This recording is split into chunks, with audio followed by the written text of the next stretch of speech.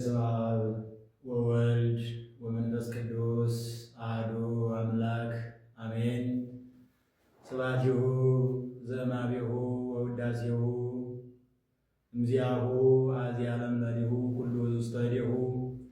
ሁሉን በመሃል እጁ የያዘ ምስጋና የባሕሪ ገንዘቡ የሆነ ቅድመ ዓለም የነበረ በማእከለ ዓለም ያለ ዓለምን አሳልፎ የሚኖር ልዑለ ባሕሪ ቅዱሰ ባሕሪ ሕያው ባሕሪ አምላካችን እግዚአብሔር በፈጠረው ፍጥረት አንደበት ሁሉ ከሁሉም አስቀድሞ ኃያልና ገናና ስሙ የተመሰገነ ይሁን።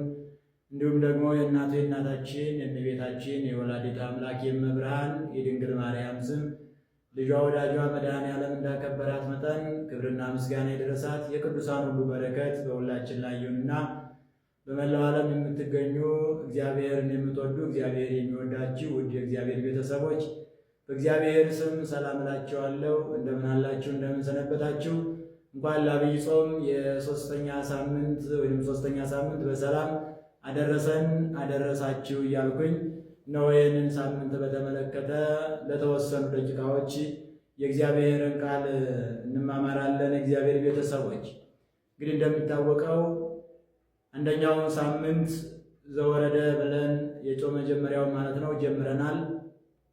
ሁለተኛውን ሳምንት ደግሞ ቅድስት ብለን ነው እየጾምን እንገኛለን። አሁን ደግሞ ከሶስተኛው ሳምንት ዋዜማ ላይ ነው የምንገኘው። የእግዚአብሔር ቤተሰቦች የዐቢይ ጾም የሶስተኛ ሳምንት ደግሞ በታላቁ ሊቅ በቅዱስ ያሬድ ስያሜ ነው ምኩራብ ተብሎ ይነገራል ማለት ነው። እንደሚታወቀው ምኩራብ ተብሎ የተሰየመበትም በሊቁ አማካኝነት ከመጽሐፍ ቅዱስ የተነሳና እንዲሁም ደግሞ አምላካችን እግዚአብሔር በዚህ ቀን ያደረጋቸው ታምራቶችና ያስተማረው ትምህርት የሚታሰብበት ወደ ቤተ መቅደሱ ገብቶ ቤተ መቅደሱን ያነጻበት ቀን የሚታሰብበት ስለሆነ ከዚህ አንጻር ነው ይህን ቀን ምኩራብ ብሎ ታላቁ ሊቅ ቅዱስ ያሬድ የሰየመልን። በረከቱ ይደርብን።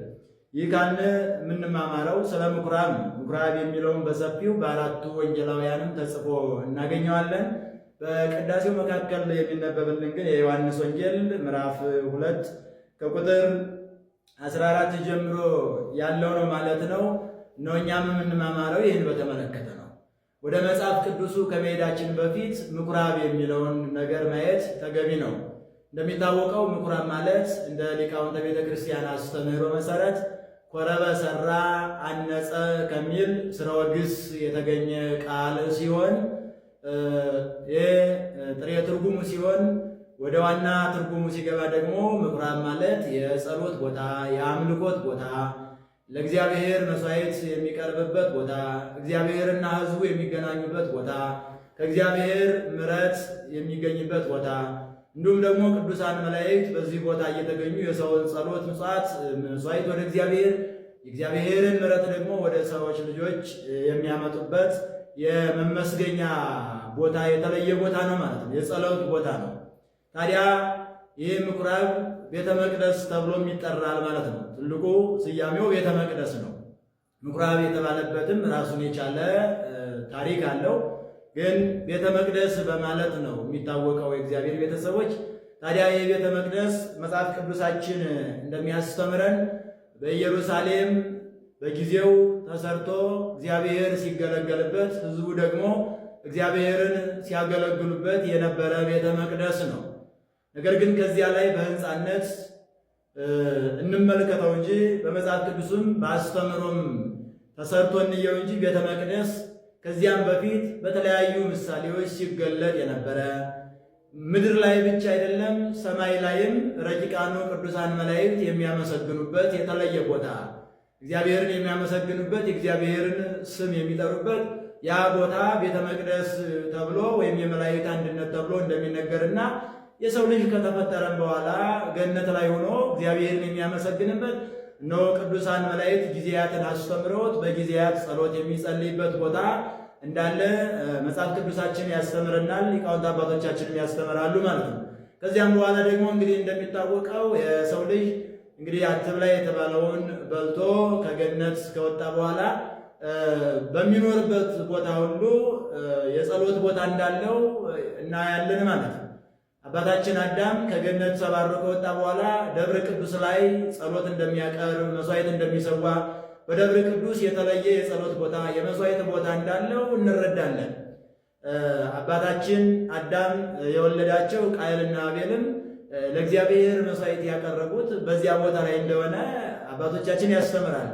እንግዲህ ይህ ቤተ መቅደስ እንዲህ እያለ በምሳሌነት ኋላም ደግሞ በነ ኖህ መርከብ በነ አብርሃም ድንኳን በነ ያዕቆብ መሰላል እየተገለጠ በምሳሌነት ውስጥ ለውስጥ ከመጣ በኋላ ታላቁ ነቢየ እስራኤል ቅዱስ ሙሴ ከእግዚአብሔር የቃል ኪዳኑን ታቦት ከተቀበለ በኋላ ሕጉን ከሰራ በኋላ በሕጉ መሰረት የቃል ኪዳኑ ታቦት የሚያርፍበትና እግዚአብሔር የሚገለጥበት የመገናኛ ድንኳን እግዚአብሔርና ሰው የሚገናኝበት የመገናኛ ድንኳን ተሰርቶ ታቦተ ሕጓ ወይም የሕጓ ታቦት በዚያ እንድታርፍ ሆናለች ማለት ነው። ከዚህ ከብዙ ዘመን በኋላም በደብተራ ኦሪት ወይም ደግሞ በድንኳኗ ውስጥ ስትኖር የነበረችው የእግዚአብሔር የቃል ኪዳን ታቦት በዳዊት ልጅ በሰሎሞን ዘመን ወደ አማረው ወደ ትልቁ ቤተ መቅደስ እንድትገባና በዚያ እንድታርፍ ሕዝቡም ደግሞ በዚያ ቤተ መቅደስ መስዋዕት እንዲሰዉ ጸሎት እንዲጸልዩ እግዚአብሔርን ደግሞ በዚያ ቤተ መቅደስ እየተገለጠ ለሕዝቡ እንግዲህ ስርየትን ምሕረትን ሲሰጥ እንመለከታለን ማለት ነው። እንዲህ እያለ ሰሎሞን ያሰራው ቤተ መቅደስ እየተገለገለበት ከኖረ በኋላ ናቡከደነጾር የሚባለው ንጉሥ ሲነሳ ሕዝቡን ማረከ፣ ቤተ መቅደሱንም አፈረሰ፣ አገሪቱም ለጥፋት ለጦርነት ተዳረገች ማለት ነው። ከዚህ በኋላ ሕዝቦቹ ተማርከው ተሰደው በሄዱበት ቦታ ሁሉ ምኩራብ እየሰሩ ጸሎት ይጸልዩ ነበረ፣ ስግደት ይሰግዱ ነበር፣ እግዚአብሔርን ያመልኩ ነበር። ነው የሚታወቅ ዘንድ ወደ 46 ያክል ምኩራቦች ተሰርተው ሕዝቡ እግዚአብሔርን ሲያመልክና ሕዝቡ እግዚአብሔርን በጸሎት ሲጠይቅ እንደኖረ መጽሐፍ ቅዱሳችን ያስረዳናል። ከዚያ በላቀ ሁኔታ ደግሞ በታላቁ ንጉሥ በዘሩባቤል እንደገና የፈረሰው ቤተ መቅደስ ታንጾ ሕዝቡ ከዓመት 3 ጊዜ ወደ ኢየሩሳሌም ቤተ መቅደሱ የተሰራው ኢየሩሳሌም ነው። ከኢየሩሳሌም ውጭ ቤተ መቅደስ እንዲሰራ አይሁድ ፍቃዳቸው አልነበረም እና ቤተ መቅደሱም የተሰራው በኢየሩሳሌም ነው። ታዲያ በዚህ ታላቅ ቤተ መቅደስ ሕዝቡ ከዓመት 3 ጊዜ እየወጡ በዓል ያከብሩ ነበረ። እግዚአብሔርን ያመልኩ ነበር፣ መስዋዕት ይሰዉ ነበር፣ ጸሎት ይጸልዩ ነበር።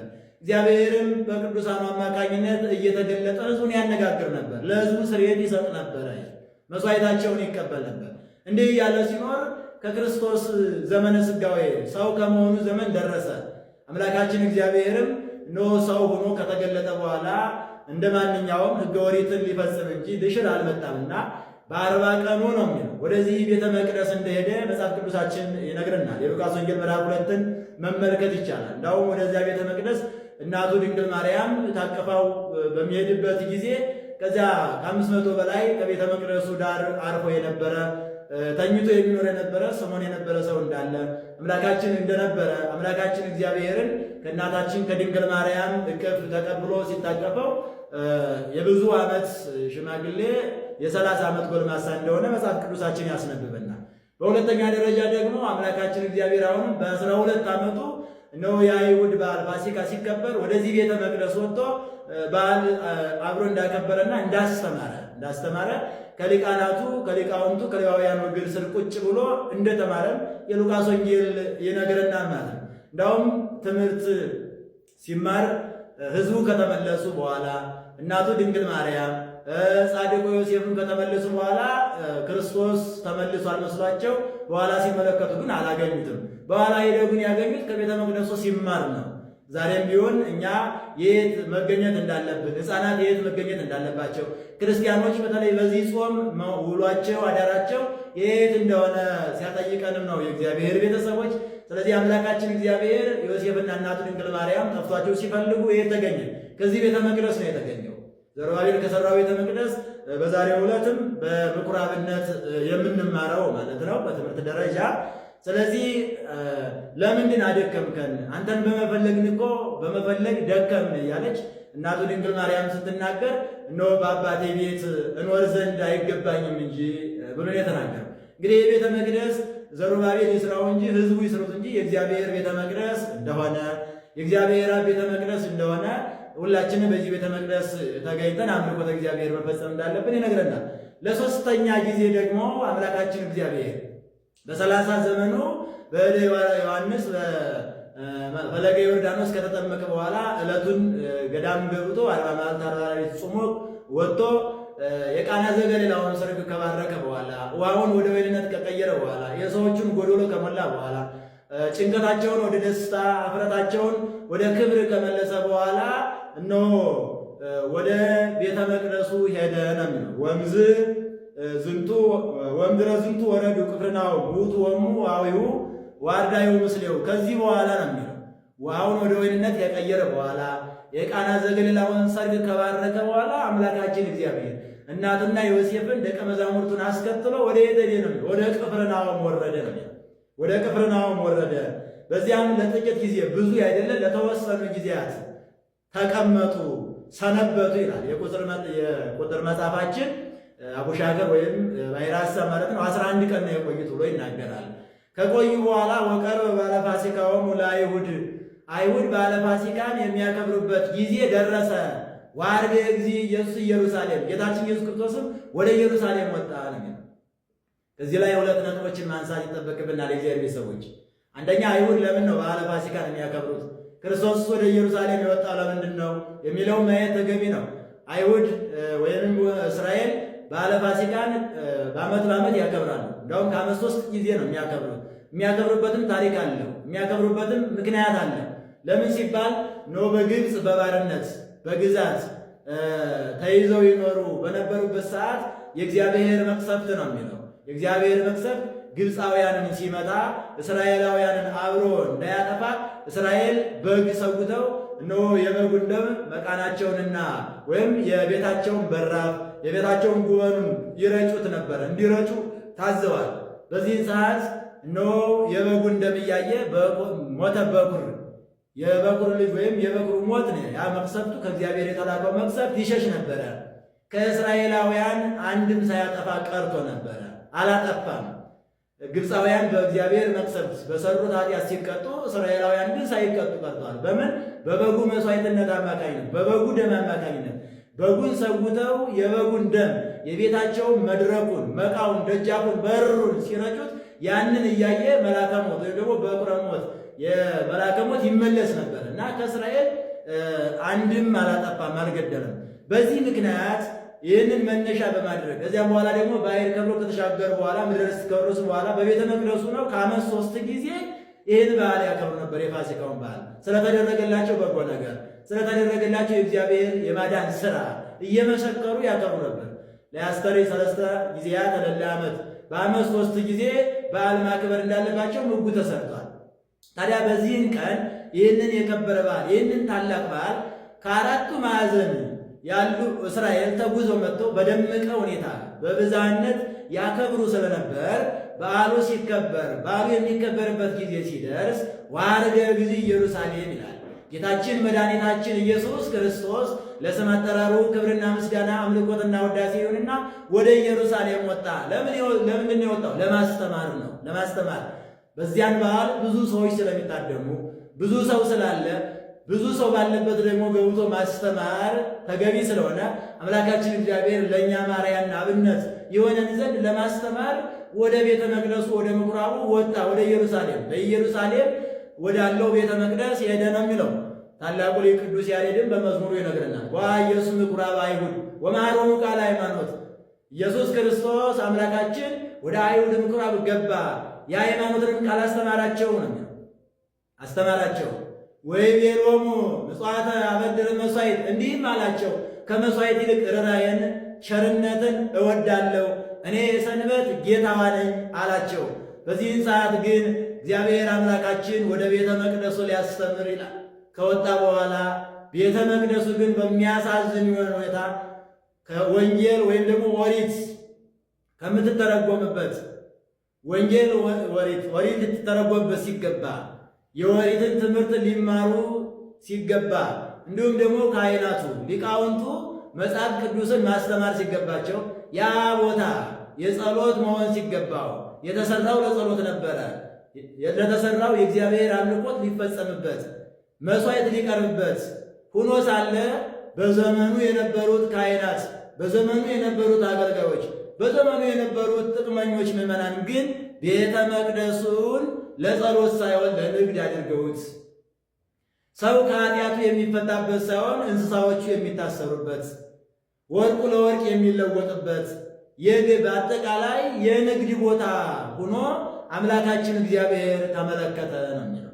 መጽሐፍ ቅዱሱን እናንብ የእግዚአብሔር ቤተሰቦች። የዮሐንስ ወንጌል ምዕራፍ 2 ቁጥር 14 ጀምረን እንመለከተው።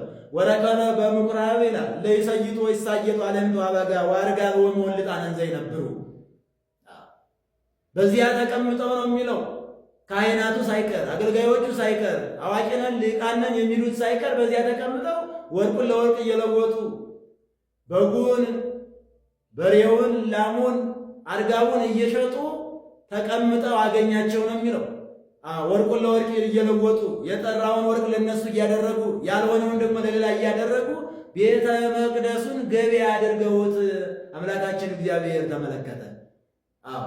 ነገር ግን ቤተ መቅደሱ የተሰራው ለገባ አልነበረም፣ ለሸቀጣ ሸቀጥ አልነበረም፣ ስጋዊም ፍላጎት ለማሟላት አልነበረም። እግዚአብሔር ሊከብርበት፣ ሊመለክበት፣ ሊመሰገንበት የጸሎት ቤት ሆኖ ነበር የተሰራው። አንዳንድ ጊዜ ሰው መንፈሳዊውን ነገር ይረሳና ለስጋዊ ያዳላል። እነዚህ ሰዎች ለስጋቸው አድልተው ስጋቸው አሸንፏቸው ነው። ወገኖቼ ስጋ ሲያሸንፍ ከባድ ነው። ነፍስ ሲያሸንፍ ነው ጥሩ የሚሆነው። ስጋ ሲያሸንፍ ቅድስናው ይረክሳል። ስጋ ሲያሸንፍ ቅዱስ ቦታ ነው ተራ ነገር ሲሰራበት እንመለከታለን። ዛሬ በሀገራችን የምናየውም ይሄ ነው። እውነት ለመናገር እንደው እኛ ታሪክ ተራኪዎች ብቻ ካልሆን በስተቀር ነው የወሬቱን ብቻ አይደለም መተረክ ያለብን። እስኪ ወደ ዛሬዋስ ቤተክርስቲያን እንመልከት። እግዚአብሔር ሰው ዛሬም እኮ ከዚያ የተለየ ስራ እኮ እየተሰራ አይደለም አይደለ? በዚያን ጊዜም ላሞች፣ በጎችና እርግቦች በቤተ መቅደሱ አካባቢ ይሸጡ ነበር። ዛሬም እንደዚያ ነው ያለው። ዛሬም ታቦት አቁሞ ጨረታ ይጫረታል። ታቦት አቁሞ ይለመናል። አያስፈልግም እያልኩኝ አይደለም። በመጠኑ ሊያስፈልግ ይችላል፣ በአግባቡ በስርዓቱ። ግን ከአግባብና ከስርዓት ያለፈ ግን ጥሩ አይደለም። ምዕመናን ቁመው የሚጸልዩበት ቦታ አጥተው፣ የሚያስቀድሱበት ቦታ አጥተው፣ ትምህርተ ወንጌል የሚማሩበት ቦታ አጥተው፣ ጠባዋን አውደ ምሕረት ግን ያጨናነቃት ሸቀጣሸቀጥ ገበያ ነው። የሚገርመው ነገር ደግሞ ክርስቲያኖችን ብቻ ሳይሆን ሌሎች ከክርስትና ውጭ የሆኑት ማተብ ያላሰሩ ሰዎች እነሆ ዙሪያውን ይዘው ሌላ አምልኮት ራሱ ይፈጽሙበታል። በሱቅ አማይተው ገበያ በገበያ አማይተው ነው 7 ሰዓት ሲሆን ክርስቲያኖች ቅዳሴ ሲያስቀድሱ እነሱ ደግሞ ለሌላ አምላክ የሚሰግዱበት አጋጣሚ ማለት ነው። እና ይሄ በደንብ ሆኖ ሊታይ ይገባል። የእግዚአብሔር ቤተሰቦች የኦሪቱን ታሪክ ብቻ እየተረክነ በአዲስ ኪዳን ያለችውን ቤተክርስቲያን መዘንጋት የለብንም። ያቺስ ነው የሚሰዋባት ደመ ላይም ደመ በግ ነው።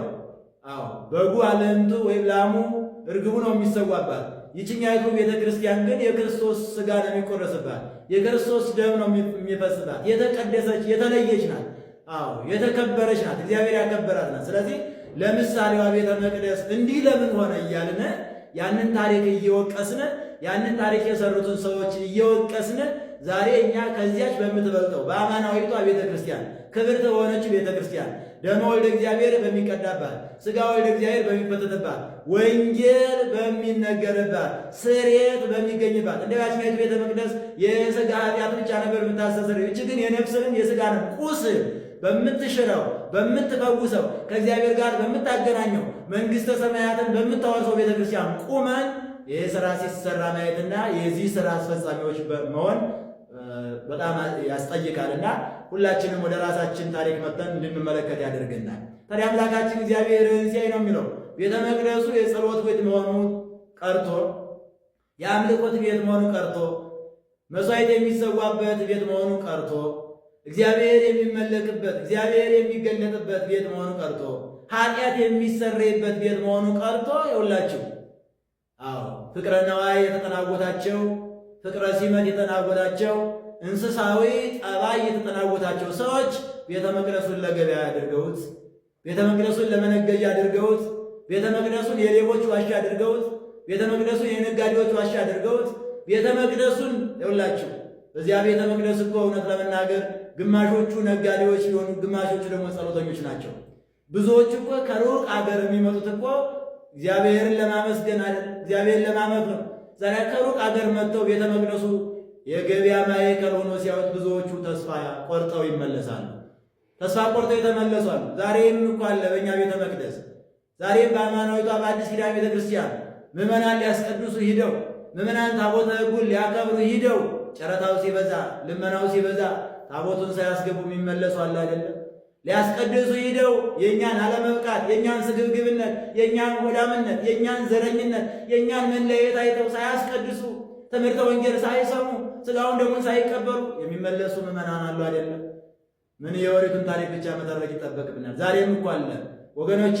ለወቀስ አይደለም፣ ከእናንተ መካከል ልጅም በሆነ አንዱ እኔ ነኝ። ስለዚህ መስተካከል አለብን ለማለት ያክል ነው። እግዚአብሔር ሰዎች ታዲያ በዚህን ሰዓት አምላካችን እግዚአብሔር ይህን ሲያይ ነው የሚለው የእግዚአብሔር ቤተሰቦች ወገብረ መቅሰፍተ ተጣቤ ዘሀብል፣ እነሆ ጅራፍ ሰራ፣ ጅራፍ አበጀ፣ ወሰደደ ኩሎም ምኵራብ አባጋኒ ዋለምተኒ፣ በጎቹን ላሞቹን ከቤተ መቅደሱ አስወጣ።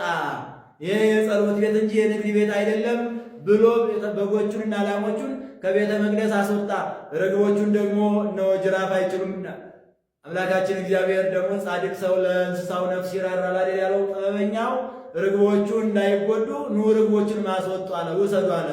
ወርቁንም መናብርታ ገፍታ ማይዳቸውሙ እነሆ ወንበራቸውን ሳጥናቸውን ደርድረው ሲሸጡ የነበረውን አፈረሰው ይላል። እንዲህ አድርጎ ባጭሩ አጠር ለማድረግ ያክል ቤተ መቅደሱን አጸዳ። የጸሎት ቤት የንግድ ቤት ሆኖ ነበርና ወደ ቀደመ ማንነቱ መለሰው አምላካችን እግዚአብሔር ሰዎች። ስለዚህ ዛሬም አንዳንድ ያልተስተካከሉ የአገልግሎት ስፍራዎች የአገልግሎት ቦታዎች ሊኖሩ ይችላሉ እና አንዳንዶቻችን ደግሞ በሩቅ ሆነን ከመንቀፍ በሩቅ ሆነን ለሌላ ነገር ከማስተላለፍ መተን ቤተ መቅደሱን እናጸዳ ዘንድ መተን ቤተ መቅደሱን ያልተስተካከለው እናስተካከል ዘንድ ግድ ይለናል ማለት ነው። ብዙዎቻችን መተን ይህንን አስተካክሉ፣ ይህንን አድርጉ፣ ይህ ይስተካከል፣ ይህ መስተካከል አለበት ከማለታችን ይልቅ መንቀፋችን ነው የሚቀድመን። ስም ማጥፋት፣ እዚህ ቤተ ክርስቲያን እንዲህ ተደረገ፣ ካህኑ እንዲህ አደረገ፣ መነኩሴው እንዲህ አደረገ፣ ጳጳሱ እንዲህ አደረገ፣ እንዲህ አይደለም የሚባለው። አምላካችን እግዚአብሔር እኮ ሄደና አውጡ፣ ይሄ ንግድ ቦታ አይደለም አላቸው እንጂ እኮ እነሆ ሰዎቹን አታስፈልጉም አላላቸው። መክሯቸዋል። አስተምሮ መክሮ ቤተ መቅደሱን ከዚያ በኋላ የንግድ ቦታ እንዳያደርጉ የጸሎት ቦታ ብቻ እንዲሆን ነው ያስተማር ማለት ነው። ዛሬም ከእኛ የሚጠበቀው የእግዚአብሔር ሰዎች ይህ ነው። አዎ አምላካችን እግዚአብሔር እንዲህ ካደረገ በኋላ ምን አላቸው? ወይትረስዩ ቤታዌ ቤተ ምስያጥ፣ የአባቴን ቤት አለ የገበያ ቤት አታድርጉት። የገበያ ቤት አይደለም፣ የጸሎት ቤት ነው፣ የአምልኮት ቤት ነው፣ መስዋዕት የሚቀርብበት ቤት ነው፣ ለእግዚአብሔር የሚሰገድበት ቤት ነው፣ እግዚአብሔር የሚገለጥበት ቤት ነው፣ የአባቴ ቤት ነው አላቸው። የእናንተ አይደለም፣ የአባቴ የሰማያዊ የእግዚአብሔር አብ ቤት ነው አላቸው። እዛ ላይ ተናግሮት የነበረውም ከዚሁ ላይ ደገመው አምላካችን እግዚአብሔር። እንዲህ ካላቸው በኋላ ወተዘከሩ አርዳዩ እንዘይብል ቅናተ ቤትከ በላኒ፣ አስቀድሞ መዝሙረኛው ቅዱስ ዳዊት በመዝሙር 68 ቁጥር 9 ላይ የቤት ቅናት በላኝ ብሎ ተናግሮ ነበርና ይህንን ቃለም ደቀ መዛሙርቱ አብረው ስለነበሩ አሰቡ፣ ትዝ አላቸው፣ አስታወሱ ይላል። ትዕይርቶሙ ለሌሊተ ኢዮር ከወርቅ ላይ አንተን ሲገዳደሩ የነበሩ ሰዎች መገዳደራቸው በእኔ ላይ ወደቀ። ወቀጻዕክዋ በጾም ለነፍሴ፣ ነፍሴንም በጾም አሳዘንኳት ብሎ አስቀድሞ መዝሙረኛው የተናገረው ቃለ ትንቢት እንደተፈጸመ እነሆ አስታወሱ ቅዱሳን ሐዋርያት ነው የሚለው። ከዚህ በኋላ አምላካችን እግዚአብሔር ቤተ መቅደሱን አጸዳ፣ ገበያ የነበረውን ቤተ መቅደስ ቀደሰው። ስለዚህ ዛሬ ምኵራብ ተብሎ የሚጠራው የእግዚአብሔር ቤተሰቦች ቤተ መቅደሱ የተቀደሰበት፣ ቤተ መቅደሱ የነጻበት፣ ቤተ መቅደሱ እነሆ የገበያ ቤት ሆኖ የነበረው የጸሎት ቤት የሆነበት አምላካችን እግዚአብሔር የታሰሩትን እንስሳዎች ፈቶ በኃጢአት የታሰሩ ሰዎች እንዲፈቱበትና ቤተ መቅደሱ የገበያ ማዕከል ሳይሆን የጸሎት ስፍራ፣ የአምልኮት ስፍራ፣ መስዋዕት የሚቀርብበት ስፍራ፣ እግዚአብሔር የሚገለጥበት ስፍራ፣ እነሆ ነዳያን የሚመጸወቱበት የሚረዱበት፣ ሊቃውንቱ ቃለ ኦሪትን የሚያስተምሩበት ቦታ እንዲሆን አደረገ ይላል አምላካችን እግዚአብሔር። ስሙ የተመሰገነ። እዚህ ላይ 2-3 ነጥቦች እናንሳና ትምህርታችን ጠቅልሏል። እግዚአብሔር ሰው ታሪኩ ሰፋ ያለ ስለሆነ ማለት ነው። ለምንድን ነው አምላካችን እግዚአብሔር ከቤተ መቅደሱ አንደኛ በቤተ መቅደሱ አካባቢ የታሰሩትን በጎቹን፣ ላሞቹን፣ ርግቦቹን ያስወጣበት ምክንያት አለው። አንደኛው ምክንያት ምንድን ነው ሲባል ቤተ መቅደሱ የጸሎት ቤት እንጂ የንግድ ቤት መሆን እንደሌለበት፣ ቤተ መቅደሱ እግዚአብሔር የሚመለክበት እንጂ እንስሳት የሚሸጡበት፣ ወርቅ የሚለወጥበት እንደሌለበት ሲያጠይቅ እነሆ በቤተ መቅደሱ አካባቢ የሚደረገውን የገበያ እነሆ ስራ አስወግዷል ማለት ነው። አስወግዷል። ከዚያም ደግሞ ይህም ብቻ አይደለም። ካህናቱ በዘመኑ የነበሩት ፍቅረ ነዋይ ተጠናውቷቸው ነበረ፣ አገብሯቸው ነበረ። ፍቅረ ሲመን ነበረባቸው። እንስሳዊ ጠባይ ተጠናውቷቸው ነበርና ይህን ሁሉ አስወግዶ ከእንግዲህ በኋላ እንስሳትን ከቤተ መቅደሱ አስወጣ ማለት እንስሳዊ ጠባይ ይቅርባችሁ፣ ፍቅረ ነዋይ ይቅርባችሁ፣ ፍቅረ ሲመት ይቅርባችሁ ለማለት አምላካችን እግዚአብሔር እነሆ በቤተ መቅደሱ አካባቢ የነበሩትን እንዲፈቱና እንዲወጡ አድርጓል፣ አስወጥቷል ማለት ነው። አንደኛው ምክንያት ነው። ሁለተኛው ምክንያት ደግሞ አምላካችን እግዚአብሔር መምህራን እንደሚናገሩት በቤተ መቅደሱ ዙሪያ ታስረው የነበሩት ለገበያ ቀርበው የነበሩትን አርጋብን፣ ርግቦችን፣ አባግ በጎችን፣ አለምት በሬዎችን፣ ላሞችን እነሆ ማስወጣቱና መስደዱ እስመናሁ አለፈ ዘመነ እንስሳ፣ ከእንግዲህ በኋላ የእንስሳትን ዘመን አልፏል። እናንተ እነሆ ለመሥዋዕትነት የምትቀርቡበት ጊዜ አልፏል። የምትሰዉበት ጊዜ አልፏል። ሥጋችሁ የሚሰዋበት ደማችሁ የሚፈስበት ጊዜ አልፏል። ከእንግዲህ በኋላ አማናዊ መሥዋዕትን ልሰዋ መጥቻለሁ። ከእንግዲህ በኋላ ላለችው ቤተ ክርስቲያን፣ ከእንግዲህ በኋላ ላለችው ቤተ መቅደስ መሥዋዕቷ እኔ ነኝ። ስለዚህ እናንተ ከእንግዲህ በኋላ መሰዋት የለባችሁም። ደማችሁ መፍሰስ፣ ሥጋችሁ መቆረጥ የለበትም። ስለ እናንተም ስለ ሕዝቡም እኔ መሥዋዕት ልሆን መጥቻለሁ ብሎ አምላካችን እግዚአብሔር እንስሳቱን ከታሰሩበት ለመሥዋዕትነት ከቀረቡበት ቦታ እንዳስወጣቸው መምህራን አባቶቻችን ያስተምራሉ ማለት ነው እግዚአብሔር ሰዎች። ስለዚህ ከዚያ በኋላ የአዲስ ኪዳን መሥዋዕት አማናዊ በግ ዮሐንስ በወንጌሉ ነዋ በግሁ ለእግዚአብሔር ዘያትት ወያሴስር ኃጢአተ ዓለም የዓለምን ኃጢአት የሚያስወግደው እነሆ አማናዊ በግ የእግዚአብሔር በግ ነው ብሎ እንደተናገረው አማናዊ መሥዋዕት፣ የሚቀድሰው መሥዋዕት፣ የሚያነጻው መሥዋዕት፣ ነፍስንም ሥጋንም የሚያከብረው መሥዋዕት፣ ከእግዚአብሔር ጋር አንድ የሚያደርገው እውነተኛው መሥዋዕት እነሆ እርሱ እንደሆነና ከዚያ በኋላ በቤተ መቅደሱ የሚሰዋው የእሱ ሥጋና የሚቀዳው የእሱ ደም እንደሆነ ሲያጠይቅ አምላካችን እግዚአብሔር ከቤተ መቅደሱ እነሆ እንስሳቱን እንዳስወጣ አባቶቻችን ይናገራሉ ማለት ነው። ይህ ከሆነ እውነት ለመናገር ቅድምም ለማንሳት ሞክሬያለሁ። የኦሪቱ ቤተ መቅደስ እየተነገደበት የኦሪቱ ቤተ መቅደስ ብር እየተመነዘረበት ሲያይ አምላካችን እግዚአብሔር እነሆ እንዲህ የሚያደርጉትን ሰዎች ገስጾ አስተምሮ ቤተ መቅደሱን አንጽቶ ቤተ መቅደሱ በንጽሕና እንዲገለገልበት ጸሎት እንዲቀርብበት ያ ቤተ መቅደስ የጸሎት ቤት እንደሆነ አስቀድሞ በትንቢተ ኢሳይያስ ነቢዩ ትንቢተ ኢሳይያስ ምዕራፍ 56 ቁጥር 5 ላይ ቤቴሰ ቤተ ጸሎት ይሰመይ ቤቴ የጸሎት ቤት ይባላል ብሎ እንደተናገረ ይህ ቤት የጸሎት ቤት ብቻ እንደሆነ አምላካችን እግዚአብሔር መክሮ አስተምሮ የማይገባ ሥራ በቤተ መቅደሱ ዙሪያ የሚሰሩትን ሰዎች እነሆ ከመጥፎ ሥራቸው እንዲቆጠቡና ቤተ መቅደሱን ለጸሎት ብቻ እንዲያውሉት መሥዋዕት እንዲሰዉበት እግዚአብሔር እንዲያመልኩበት አድርጓል ማለት ነው። ምክንያቱም ያ ሥራ ለቤተ መቅደሱ የማይመጥን ለቤተ መቅደሱ ያልሆነ ሥራ ስለነበረ እውነት ለመናገር የብሉይ ኪዳኗ ቤተ መቅደስ ይህ ሥራ እንዲሰራባት አምላካችን እግዚአብሔር አልፈቀደም። ቤተ መቅደሱን አንጽቷል። በአካባቢው የታሰሩትን እንስሳቶችን ፈቷል። ሰዎቹንም አስተምሯል፣ መክሯል። ትክክል እንዳላደለ ዛሬስ የዛሬዋ ምኩራብስ ማን ናት ካልን የዛሬዋ ምኩራብ ደግሞ የዛሬዋ ቤተ መቅደስ ቤተ ክርስቲያን ናት። ዛሬ በቤተ ክርስቲያንም ሊሰራ የሚገባው ይህ ነው።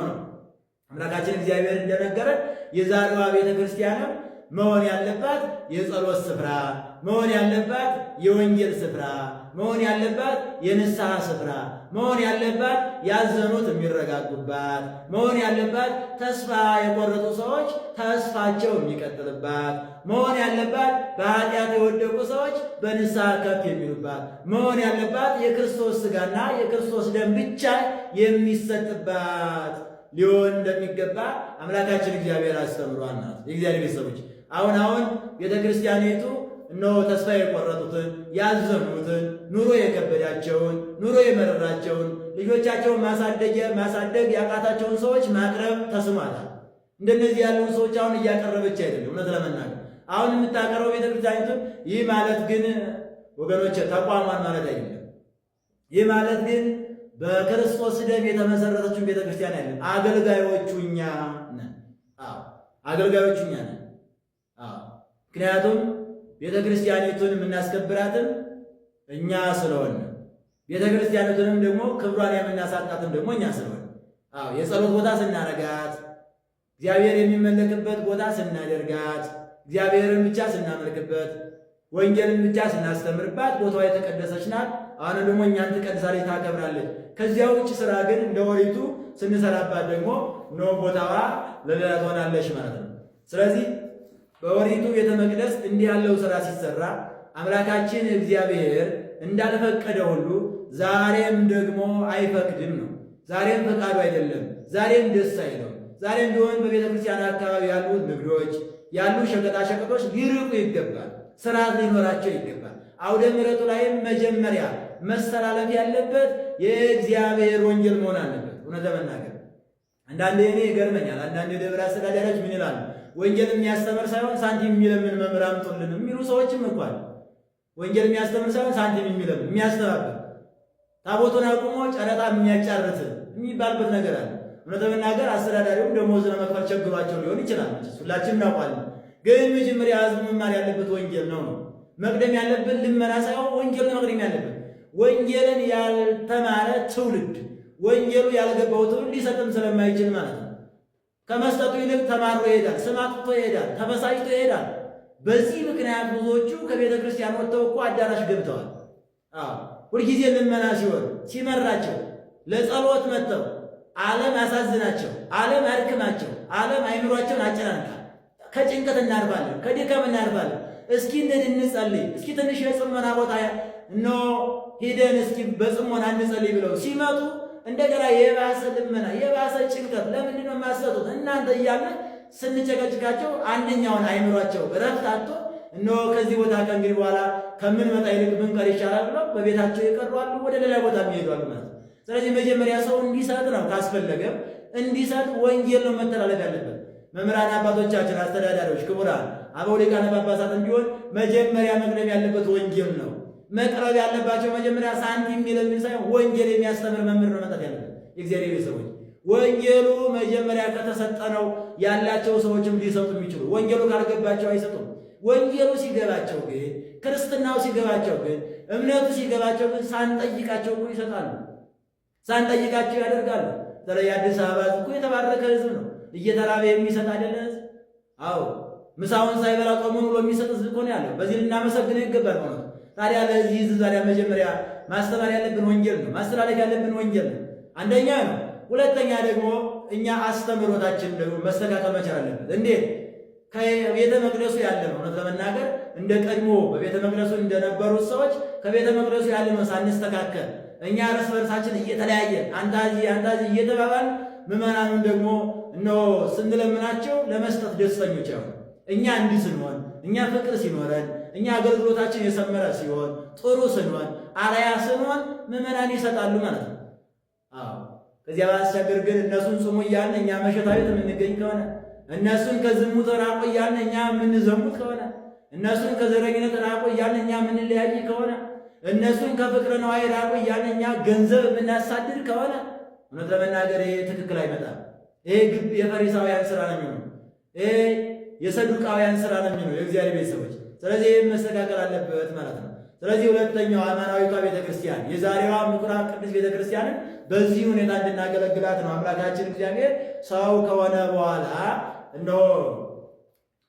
ተገልጦ ቤተ መቅደሱን ያጸዳው። የዛሬ ቤተክርስቲያን ነው በዚህ ሁኔታ መገልገል እንዳለባት ሲያጠይቅ፣ ሌላ ምን ይላሉ አባቶቻችን? ሶስተኛውን ትርጉም ሲሰጡ ቤተ መቅደስ የተባለው የእያንዳንዳችን አካል ነው፣ አካለ ክርስቲያን ነው፣ የክርስቲያኖች ሰውነት ነው። የክርስቲያኖች ሰውነት ቤተ መቅደስ ይባላል ይላል። ይህን ያሉት ደግሞ ከመጽሐፍ ቅዱሱ ተነስተው ነው። በዚያን ሰዓት አምላካችን እግዚአብሔር ቤተ መቅደሱን ሲያጸዳ አይሁድ ተበሳጩ፣ ሌዋውያኑ ካህናት ተበሳጩ። እንዲህ ያለውን ታምራት የምታደርገው በማን ስልጣን ነው? ምን ስልጣን ኑሮ ነው እንደዚህ የምታደርገው ብለው ሲበሳጩ አምላካችን እግዚአብሔር ምን አላቸው? ንዝትወ ለዝንቱ ቤተ መቅደስ፣ ይህን ቤተ መቅደስ አፍርሱት፣ ወበሰሉስ ዕለት አነሳው፣ በሦስተኛው ቀን አስነሳዋለሁ አላቸው። በሦስተኛው ቀን አነሳዋለሁ አላቸው። በዚህ ሰዓት ግን አይሁድ የመሰላቸው ወይም በዘመኑ የነበሩ ሌዋውያን ካህናት የመሰላቸው እነሱ የሚገለገሉበት ወይም ደግሞ ለገበያ ያደረጉት ቤተ መቅደስ ነበር የመሰላቸው። ግን አይደለም። አምላካችን እግዚአብሔር ቤተ መቅደስ ያለው ሰውነቱን ነበር። በእንተ ቤተ ሥጋው ይቤሎሙ፣ ስለለበሰው ሥጋ ነው እያላቸው የነበረው። እነሱ ግን ምን አሉ? እንዴት አንተ 46 ዓመት የፈጀውን ቤተ መቅደስ እንደው በ3 ቀን ልትሰራው የምችለው ብለው ሌላ ነገር ተናገሩ። አንዳንድ ጊዜ ሰው የሚናገረው የገባውን ያክል ነው አይደል? እኛ የገባን ያክል ነው የምንናገረው። አምላካችን እግዚአብሔር ግን የሚለው ምንድነው? ስለተበሳጩ፣ ስለተቆጡ በድንጋይ አንስተን እንውገረው የሚሉም ስለነበሩ ችግር የለውም ይህን ቤተ መቅደስ አፍርሱት በሦስተኛው ቀን አነሳዋለሁ እያለ አምላካችን ሲላቸው የነበረው ስለለበሰው ሥጋ ስለለበሰው ሰውነት ነበረ። ምን ማለት ነው? እነሆ ይህን ትገሉታላችሁ፣ እኔ ግን በሦስተኛው ቀን ምን አለ አስነሳለሁ። እናንተ ወንጌልን ባስተምራችሁ ላድናችሁ ብመጣ ልክስላችሁ ብመጣ እናንተ ግን ስላስተማርኳችሁ ኅብስት አበርክቼ ስላበላኋችሁ ስላጠጣኋችሁ ከኃጢአት ማሰሪያ ስለፈታኋችሁ ጠልታችሁ ተመቅኝታችሁ ሰቅላችሁ ትገሉኛላችሁ። እኔ ግን በሦስተኛው ቀን እነሳለሁ ሲላቸው ነበር አምላካችን እግዚአብሔር ስሙ የተመሰገነ። ታዲያ በዚህ ሁኔታ በዚህ አንቀጽ በዚህ የመጽሐፍ ቅዱስ ክፍል ቤተ መቅደስ ተብሎ የተጠራው ትልቁ ቤተ መቅደስ የእያንዳንዳችን ሰውነት ነው። እግዚአብሔር ሰዎች እንዳውም የሰው እጅ አልሰራው። ያንን ቤተ መቅደስ አይሁድ የገበያ ማዕከል ያደረጉት ቤተ መቅደስ የሰው እጅ ነው የሰራው። ዘሩባቤል ነው የሰራው። በዘሩባቤል ምክንያት የተሰራ ይሄኛው ቤተ መቅደስ ዘይገብሮ ደሰብ የሰው እጅ ያልሰራው የእግዚአብሔር እጅ ብቻ የተጠበበበት ትልቁ ቤተ መቅደስ የሰው ሰውነት ነው። ብርሃነ ዓለም ቅዱስ ጳውሎስ እንደተናገረው አንደኛ ቆሮንቶስ መልእክቱ ምዕራፍ 3 ቁጥር 16 ላይ ይታምሩኑ ከመ አንትሙ ታቦቱ ለመንፈስ ቅዱስ ወኅዱር ላይ ለክሙ፣ እናንተ የእግዚአብሔር ቤተ መቅደስ እንደሆናችሁ አታውቁምን? የእግዚአብሔር መንፈስ ቅዱስ ማደሪያዎች እንደሆናችሁ አታውቁምን? ብሎ እንደተናገረው ትልቁ ቤተ መቅደስ በክርስቶስ ደም የተዋጀው ክርስቶስ ደሙን ያፈሰሰልን ሥጋውን የቆረሰልን መስቀል የተሸከመልን ኮምጣጤ ሐሞት የጠጣለት ትልቁ ቤተ መቅደስ የእያንዳንዳችን ሰውነት ነው። የእግዚአብሔር ቤተሰቦች ታዲያ እውነት ለመናገር ታቦታቱ ቁመው ጨረታ አንዳንድ ሰዎች ሲያጫርቱ ስናይ፣ በቤተ ክርስቲያኑ ዙሪያ ሱቁ በዝቶ ስናይ፣ ከቤተ ክርስቲያኑ ወንጌል መማር ሲገባ ሌላ ሥራ ሲከናወንበት ስናይ ብዙዎቻችን እንበሳጫለን። ብዙዎቻችን ከጸሎት ቦታችን ተነስተን ወደ ሌላ ቦታ እንሄዳለን። ግን የእያንዳንዳችንም እኮ ሰውነት ከዚያ ቤተ መቅደስ ይበልጣል። የእግዚአብሔር ቤተሰቦች ታዲያ እነሆ በዚያ በኦሪቱ ቤተ መቅደስ የታሰሩት እንስሳት በጎችና ላሞች ወይም ርግቦች የተባሉት ትልቁ ቤተ መቅደሱ የሰው ሰውነት ሲሆን፣ እነዚያ ደግሞ አጣው ፍትወታት እኩያት ናቸው። የእግዚአብሔር ቤተሰቦች እውነት ለመናገር ይሄኛው ቤተ መቅደስን መንጻት አለበት፣ መጽዳት አለበት። የእያንዳንዳችን ሰውነትን መጽዳት አለበት። ትልቁ ቤተ መቅደስ የእያንዳንዳችን ሰውነት ነው። ስለዚህ ትልቁ ቤተ መቅደስ በክፋትና በተንኮል በሐሜትና በትዕቢት በዝሞትና በስርቆት በአምልኮተ ባዕድ መሞላት የለበትም። አሁን ያለው ይሄ ነው። እውነት ለመናገር አሁን እንደው ቤተ መቅደሶቹ ቤተ ክርስቲያን በጥሩ ሁኔታ እየተሰራ ነው፣ እያማረ ነው። እውነት ለመናገር ጥሩ ቤተ መቅደሶች እየተሰሩ ነው። ወንጌልም እየተሰጠ ነው። ግን ዋነኛው ቤተ መቅደስ ግን አልተሰራም። ቤተ መቅደሱን ከሚሰሩት ሰዎች ጀምሮ ቤተ መቅደሱን ከሚያገለግሉ ሰዎች ጀምሮ የክርስቶስን ሥጋና ደም ከሚያቀብሉ ሰዎች ጀምሮ ዋነኛው ቤተ መቅደስ አልተሰራም።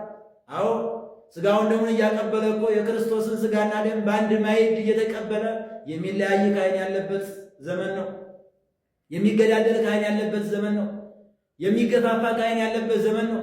በሰፈርና በወንዝ የሚለያይበት ጳጳስ የሚለያይበት ካህን መነኩሴ ያለበት ዘመን ነው። ሆኖ ይህም በደንብ አድርገን ልንናገር ያስፈልጋል። መፍራትም ያስፈልገው እውነት ስለሆነ ነው የእግዚአብሔር ቤተሰቦች።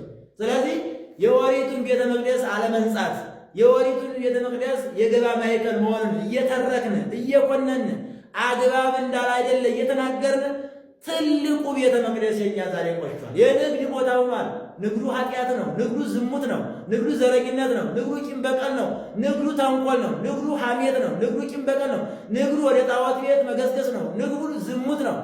ዛሬ ማን በዝሙት ያልተጠለፋል? እውነት ለመናገር ዛሬ ማን በተንኮል ያልተጠለፋል? ዛሬ ማን በዘረኝነት ገመድ ያልታሰራል? እስኪ ራሳችን ፈትኑ። ከላይ ከአባቶች ጀምሮ ማን ነው ዛሬ ንጹሕ አባት ያለው? ማን ነው ዛሬ ንጹሕ ካህን ያለው? ራሳችን መፈተሽ ያስፈልጋል። ለዛም ነው እውነት ለመናገር ከዓመት 365ቱን ቀን ሁሉ እየተቀደሰ ስጋው እየተፈተተ ደሙ እየተቀዳ ወንጌሉ እየተሰበከ ማኅሌቱ እየተቆመ ኪዳኑ እየደረሰ ሰዓታቱ እየተቆመ ግን የተሻለ ሰላም፣ የተሻለ አንድነት፣ የተሻለ ፍቅር፣ የተሻለ ኑሮ ያልመጣው ከአገልጋዮች መዛል የተነሳ ነው። ከአገልጋዮች ክፋት የተነሳ ነው። እውነት ለመናገር አባታችን እግዚአብሔር እኮ ስሙ የተመሰገነ ይሁንና ሐዋርያትን ሲሾማቸው ሲመርጣቸው እኮ እናንተ የዓለም ብርሃን አይደል ያላቸው? ወደ ዓለም ሂዱና ወንጌልን አስተምሩ አይደል ያላቸው? እንደዛ እኮ ነው። አዎ ካህን ማለት እኮ የዓለም ብርሃን መሆን ነው። ጳጳስ ማለት እኮ የዓለም ብርሃን መሆን ነው። መምህር ማለት እኮ የዓለም ብርሃን መሆን ነው። ዛሬ እንኳን የዓለም ብርሃን የሚሆን ራሱ የኢትዮጵያ ብርሃን ይሆናል። እውነት ለመናገር ሁሉ በየሰፈሩ ገብቶ አይደለም የሚርመጠመጠው። ሁሉ ከሰፈሩ ገብቶ አይደል እንደሚሆነው። ታላላቅ አባቶች ቤተ መቅደሱ ላይ ማገልገል ሲገባቸው፣ ማኅሌቱ ላይ ማገልገል ሲገባቸው፣ መድረኩ ላይ ማገልገል ሲገባቸው ግንሳ አዎ የሆነ ቦታ ባለመሆናቸው የሚሳደዱ አለ አይደለ? ሱቅ በደረት የሚሰሩ አለ አይደለ? ቡልኬት የሚሸከሙ ሲሚንቶ የሚሸከሙ አሉ አይደለ? ሰባተው እውነት ለመናገር ታዲያ የዓለም ብርሃንነት ያሰኛል። እውነት ለመናገር ሰው ጳጳሱ ነው፣ ካህኑ ነው፣ መስቀል ተሸክሞ መምህሩ ነው፣ ድጓውን ተምሮ አቋቋሙን ተምሮ መጽሐፉን ተምሮ ቅዳሴውን ተምሮ ቅኔውን ተምሮ የዓለም ብርሃን ነህ ተብሎ ከተሾመ በኋላ እንዴት የሰፈር ብርሃን ይሆናል? እንዴት ከአንድ ሰፈር ብቻ ገብቶ ይርመጠመጣል? ይሄ ነው የዛሬውን ቤተ መቅደስ ያቆሸሸው። ይሄ ነው የዛሬውን ቤተ መቅደስ መነገጃ ያደረገው። ይሄም ብቻ አይደለም። እንዳውም የሚገርመው ነገር ወገኖቼ የቀድሞ ቤተ መቅደስ ሲሸጥበት የነበረው በግ ነበረ። ሲሸጥበት የነበረው ላም ነበረ። ሲሸጥበት የነበረው ርግብ ነበረ። ሲለወጥበት የነበረው ወርቁ ወደ ብር፣ ብሩ ወደ ወርቅ ነበር። ዛሬ ሰው እየተሸጠ አይደል? ዛሬ ሊቃውንት እየተሸጡ አይደል? ዛሬ መምህራን እየተሸጡ አይደል? ታውቁታላችሁ። ለሁላችንም ግልጽ ነው። ታዲያ ይህንን ይዘን በምን ሞራል ነው የኦሪቱን ቤተ መቅደስ ታሪክ ብቻ የምንተርከው? የእኛ ታሪክስ ምን ይሁን? የእኛን ታሪክስ ማን ይተርክልን? እንዳሁም በሃይማኖታዊቷ ቤተ መቅደስ እያገለገል የክርስቶስ ሥጋና ደም በሚሰጥባት ወንጌል በሚሰበክባት በአዲስ ኪዳኗ ቤተ መቅደስ እያገለገል ከእነዚያኞቹ የበለጣት የምንሰራኝ አይደለ ወገኖች? አዎ ሰባኪ ሁሉ እኮ ትክክል አይደለም። ከራሴ ጀምሮ ነው የሚሰብከው ሁሉ ማኩሌ ዞር የሚለው ሁሉ እኮ ያው እግዚአብሔርን ከሚያመልክ ይልቅ አንድ ተራ አስተዳዳሪ የሚያመልከው አይደለም የሚበዛው? አንድ ጳጳስ የሚያመልከው አይደለም የሚበዛው? እውነት ለመናገር አዎ ለአባቶች ክብር አይገባም እያልኩኝ አይደለም። ክብር ይገባል፣ ይገባቸዋል። አባቶቻችን አይደለም እናከብራቸዋለን። ግን ከእግዚአብሔር በላይ ሊሆኑ አይገባም። ግን ከታቦቱ በላይ ሊሆኑ አይገባም። ግን ከወንጌሉ በላይ ሊሆኑ አይገባም። ግን ከቤተ ክርስቲያን በላይ ሊሆኑ አይገባም። ግን ከሃይማኖት በላይ ሊሆኑ አይገባም። ግን ከሥርዓተ ቤተ ክርስቲያን በላይ ሊሆኑ አይገባም። በአግባቡ ነው መሆን ያለበት። ክብር ለሚገባው ክብር ስጡ እንዳለ አባቶቻችን ይከበራሉ። እነሱ ከሌሉ እኛ ውበት የለንም። እነሱ ከሌሉ ቤተክርስቲያኒቱም አትቀጥልም። እነሱ እያሉ አስቸጋሪው መከራው በዝቷል አይደል? ቤተክርስቲያኗ እየተቃጠለች ነው አይደል? መኖር አለባቸው እነሱ እናከብራቸው። ግን ከዚያ በላይ መሆን የለበትም። የሚከበሩትና ደግሞ ሊከበሩ የሚገባው መምህራንም ካህናትም መነኮሳትም ጳጳሳትም ሊከበሩ የሚገባው እነሱ ስርዓቱን ሲያከብሩ መሆን ይችላል። የዓለም ብርሃን ሲሆኑ ሁሉን አስተካክለው ሲያዩ የተማረውን በትምህርቱ መዝነው እንጂ በማንነቱና በሰፈሩ ሳያዳሉ ትክክለኛ አባቶች ነው ከተገኙ እናከብራቸዋለን። ካልሆኑ ደግሞ አልሆኑ ነው። ምን ይሆናል? ካልሆኑ አልሆኑ ነው። መቼስ ጭረጮ ከጨውነቱ አልጫ ከሆነ ምን ይረባል የተባለው ለዛ እኮ ነው። እናንተ የዓለም ጨዎች ናችሁ ነበር የተባለው። ዛሬ ጨው የሚሆን ጠፋ፣ ሁሉ አልጫ ሆነ። እንዴት ይሁን? ሁሉ አልጫ ስለሆነ ሁሉ ተጣለ። እንዴ ማን ነው ዛሬ ጳጳስ የሚያከብረው? ማን ነው ካህን የሚያከብረው? ማን ነው መነኩሴ የሚያከብረው? ማን ነው መምህር የሚያከብረው? የለም። ስለምን? አልጫ ሆኗል። አልጫ ስለሆነ ነው። ማን ነው ዛሬ የጣፈጠው? ፍቅር ያለው የለ፣ አንድነት ያለው የለ፣ የሚጸልይ የለ፣ እንዴ ፈሪሃ እግዚአብሔር ያለው የለ። ሁሉ ለገንዘብ የሚሮጥ ሁሉ ፍቅረ ነዋ የተጠናወተው። ግን ደግሞ እኮ ይሰብካል፣ ያስተምራል፣ እንዲህ ያድርጉ እያለ ያስተምራል። የለም ብርሃነ ዓለም ቅዱስ ጳውሎስ ተናግሮ የተስረቁ ተብየ ዘለኒ ከርሰርቅ አንተ አትስረቁ እያልክ፣ አንተ አትዘሙቱ እያልክ፣ አንተ ቂም በቀል አትያዙ እያልክ፣ አንተ ጎሰኝ መለያየትን ነው አይኑርባችሁ እያልክ ታስተምራለህ። አንተ ግን የባስክና እንዳለው ማለት ነው። ይሄ ታሪክ ዛሬ በእኛ እየተፈጸመ ነው እግዚአብሔር ሰዎች። ስለዚህ ከዚህ አንጻር ቤተ መቅደሳችን የእያንዳንዳችን ሰውነት መሆኑን ተረድተን ሰውነታችን ልንቀድስ ይገባል። አንደበታችን ልንቀድስ፣ ዓይናችን ሊቀደስ፣ ጆሮአችን ሊቀደስ፣ እጃችን ሊቀደስ፣ ልቡናችን ሊቀደስ፣ መላ አካላችን ሊቀደስ ይገባል። በተለይ በቤተ መቅደሱ የሚያገለግል ሰው፣ የክርስቶስ ሥጋና ደም የሚያቀብል ሰው፣ አሐዱ ብሎ የሚቀድስ ካህን፣ ስቡ ብሎ ማኅሌቱን የሚቆም መምህር፣ ሰዓታቱን ኪዳኑን ቅዱስ ብሎ የሚያደርስ ካህን መነኮስ፣ አዎ ምዕራፍ ቅዱሱን ጠቅሶ የሚያስተምር ወንጌላዊ መምህር የተቀደሰ ሊሆን ይገባል። እሱ ብርሃን ካልሆነ እሱ ጨለማ ካልሆነ እንዴት አድርጎ ነው ሰብኮ ሰዎቹን ከጨለማ የሚያወጣው? ከድንቁርና የሚያወጣው? ከክደት የሚያወጣው? ከምንፍቅና የሚያወጣው? አይችልም። ስለዚህ በዚህ ሁኔታ የእግዚአብሔር ቤተሰቦች አገልግሎታችን እንድናገለግልና ሰውነታችን እንድንቀድስ የዛሬው ታሪካችን ያስተምረናል። ስለዚህ አምላካችን እግዚአብሔር ዛሬ ቤተ መቅደሱን ያነጻበት፣ ቤተ መቅደሱን የቀደሰበት፣ ቤተ መቅደሱ የጸሎት ቦታ መሆኑ ሲገባ የገበያ ማዕከል መሆኑን ተመልክቶ እነሆ የጸሎት ቦታ እንጂ የንግድ ቦታ መሆን እንደሌለበት፣ የሌቦች የቀማኞች ዋሻ መሆን እንደሌለበት፣ ለጸሎት ብቻ የጸሎት ስፍራ ብቻ መሆን እንዳለበት ያስተማረበትን ሳምንት እነሆ ያስተማረበትን ትምህርት ያስተማረውን ትምህርት ታላቁ የቅዱስ ያሬድ አምጥቶ የዐቢይ ጾም ሦስተኛውን ሳምንት ምኵራብ ብሎ ሰይሞልናል። ለዚህ ሳምንት ለዚህ ዕለት ያደረሰን አምላካችን እግዚአብሔር ስሙ የተመሰገነ ይሁን። እንግዲህ በዛሬ ሳምንት ደግሞ በሳምንቱ መጻጉዕ ይባላል። በዚያ እስከንገናኝ ድረስ ያስተማረን የመከረን አምላካችን እግዚአብሔር ስሙ የተመሰገነ ይሁን። ስብሐት ለእግዚአብሔር ወለወላዲቱ ድንግል ወለመስቀሉ ክቡር። ይቆየን። አሜን።